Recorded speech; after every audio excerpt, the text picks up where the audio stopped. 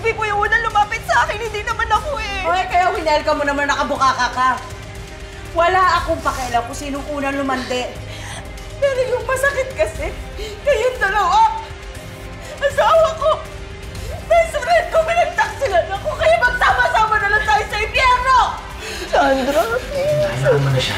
Ang importante, magkasama tayong dalawa. Tama na! Hindi ako tanghap para sumama sa'yo. Shut up! Sandra, please. Kaya pala, no?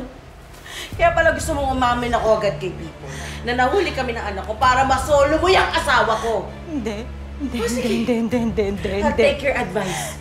Sasabihin ko na rin sa mahal mong Raymond kung anong nakita sa inyong dalawa. Hindi, Sandra, hindi totoo yan. Please naman, ayusin natin to na sa parang hindi tayo magkakagulo-gulo. Takot ka, no?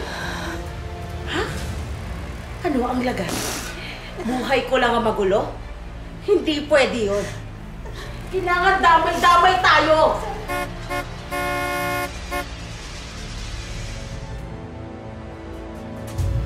Ako yung asawa ni Raymond, so dapat ako yung magsabi sa kanya.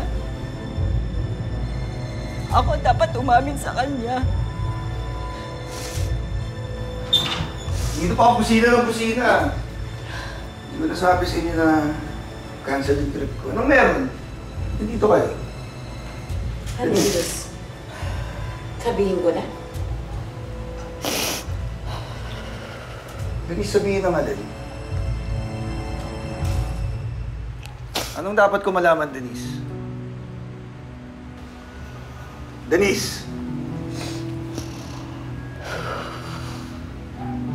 Hindi tayo... Dapat pag-usapan natin ito ng tayong dalawa lang. Kasi may mga bisita tayo.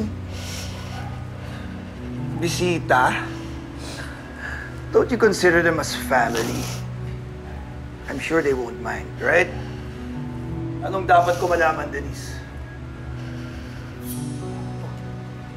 Kung hindi niya kayang sabihin, ako na lang magsasabi sa'yo rin. Si Denise at... Hello? Maxi?